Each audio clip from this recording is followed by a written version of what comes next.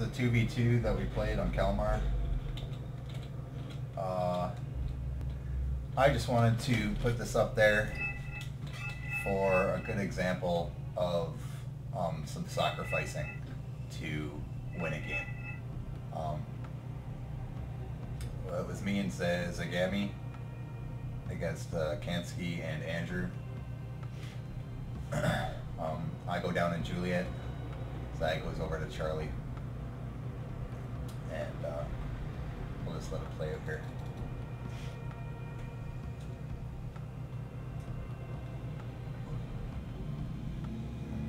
These are always tough matches. These two players are pretty good.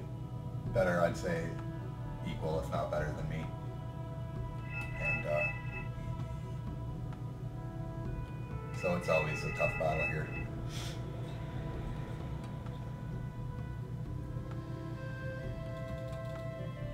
Speed it up.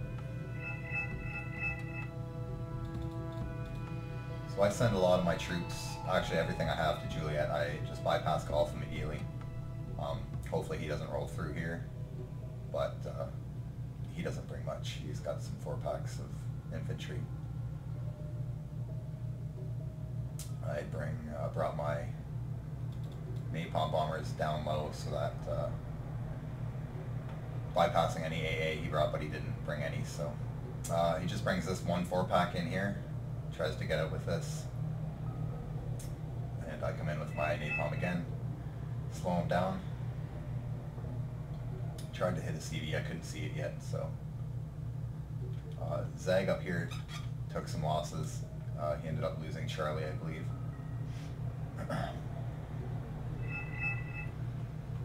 But brings the CV in again, stopping me from spawning, but I did get a few units in here. Tries to come and support, but it was too late there. Kusterjager ended up killing this, and the zone is mine now. I think he backs off with this as soon as I drop my napalm. Bring some more Kusterjager here and start defending, building up defenses here. Here he comes with 2 napalm bombers. I see them, I try and get my Kusterjager out of the way, but they're pretty slow, so don't get any of the planes. Zag completely died over here, but he did take Bravo, which is good, so I think he's just going to start fortifying around here. No artillery yet, and he does have these Conquerors over here firing at my transport units. So I finally start putting some stuff in Gulf. I can see these 3 trucks. I'm assuming they're empty. I assumed right, and I decided I better start putting some stuff in there before he comes down and just takes it, because there's absolutely nothing here. But I move some flame troops into this hill. I'm going to bring some more infantry over here as well, and then walk it all the way up these mountains here to try and disrupt his echo spawn up there. But as you can see, we're losing, or we were winning. Zag was doing a number over here on his Amerikansky's troops. He was taking losses, but he was making a dent, which is good. I was trying to fortify Gulf as well as just to make sure he didn't come in here, but as you can see, there wasn't any real push here. I'm not sure. Andrew didn't really bring much to there. He just had this stuff here. Speed it up a little bit. Calls in some recon. If he had brought his recon higher up in the hills, he might have seen me walking here, but he didn't, so I ended up getting by him later on. But oh, Zag's with the B-cans now. He's got 4 B-cans, wow.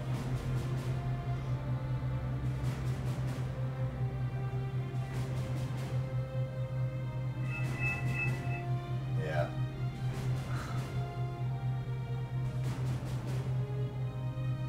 Napalm's this is when he takes Bravo, I believe.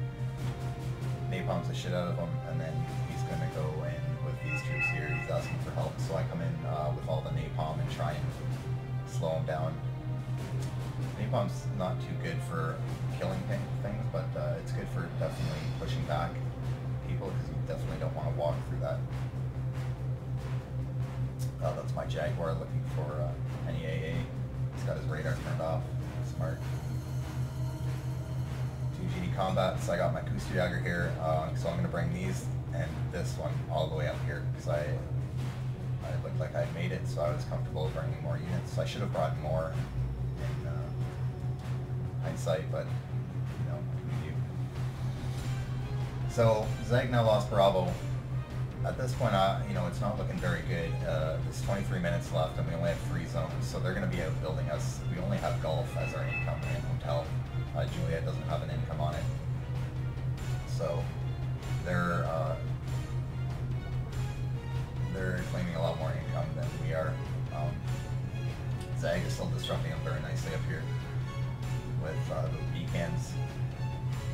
I'm flying my napalm trucks, or sorry, napalm bombers on these. I knew they were empty, but I just didn't want him to think he could walk right in. Now he's going to try and push with some infantry here.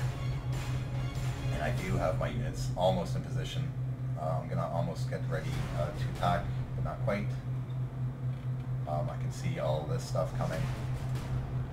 I only have some Marines, but I do have Phantoms, and I use them as best as possible. Like I say, make a wall of fire. Give him a hard time. Now they're being shot down by this spook here, which is good on Andrew, but as you can see, it pushed them back, which is good. So I didn't really kill much, but it stopped the attack, and Zeg is still doing well over here. And now I believe I bring my attack up here to disrupt Echo and make them draw reinforcements to Echo instead of reinforcements to anywhere else they might need them. Anywhere along here, center, stuff like that. I just fly my Phantoms right over everything. His books are moving. I flame the entrance where he's going to spawn stuff in. He realizes what's going on. Drops napalm on me. I bring in an aardvark, trying to get a CD. I didn't know where it was yet though. But Küstenjäger find it and kill it. And I steal his FOBs. So at this point he's, you know, not in trouble, but he's going to need to do something over there, because he can't lose that zone. Because I can walk. He can't spawn from anywhere at this point. So I continue to fly Phantoms. Oh, and they got shot down.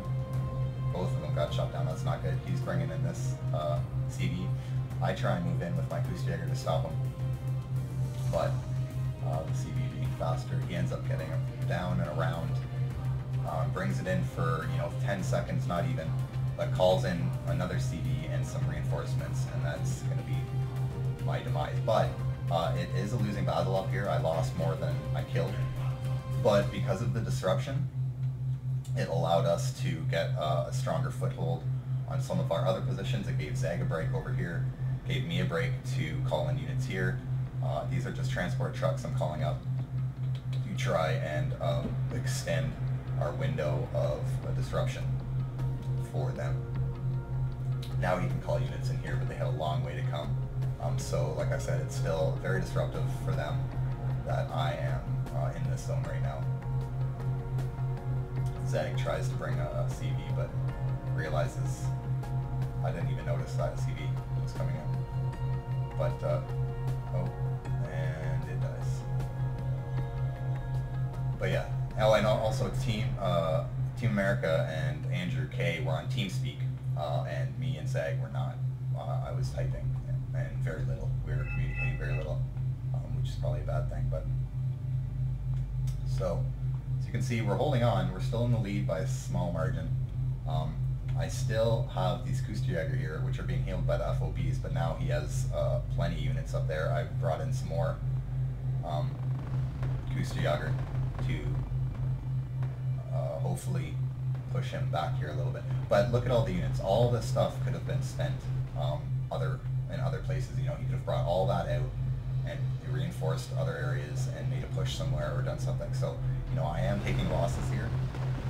As you'll see from the final score, I did finish negative, but it allowed Zagami to do stuff like the barrages here and get points that we desperately needed. It allowed him also to move up around here and do stuff well. Andrew, yeah, you know, so they both had units up here. Team America and Andrew were both fighting up here, you know, trying to take back this zone, which they do have, but they know my units are here. They won't be able to drive anything down through here, which is a huge problem because they won't, they'll have to go around, which is a lot longer and out of the way. And so it's good. I didn't mind taking losses. My Jack Commandos are firing. They die pretty quick though. I'm dropping more napalm on them, and the FOB is healing these units as they're taking damage, so that's good as well. I was going to bring those guys up there and continue that, but I saw that, you know, they had too much. It was going to be just, they were going to go to their death. I didn't realize this was here. It takes out 2 of these. These are only 15 points each, so it wasn't too bad. I drive my Sarah since that. Okay, so I've basically given up there. I said, okay, that's it. I'm done. I'll let that play out without me watching it anymore, but I am killing some infantry here. So I let that happen, and then I continue to build here. I want to take my next target is Delta, and hopefully Zag had done stuff over here. I hadn't been watching. I was concentrating on this up corner there. So Zag had been working pretty tough. He has these T-80Us now. If you watch those at the end of the game, that basically is what wins this game for us. Those 2 kills there. He brings them down. All the stuff that he called out there, that basically, and the striker basically won us the game at the end. I killed, there's only 4 minutes left. I make a small push to Delta. There's only the FJB there. Like I said, I wasn't watching Zag over here play, but he had these T-80Us and a BMP. So the BMP's 80 T-80Us are $170, I believe. So that's quite a bit of points. So 2 minutes, a little over 2 minutes to go. I start making my push to Delta, hopefully distract someone. Zag is now going to win the game with this tank kill right here. So he comes up, SDRBs, these are tanks moving into position.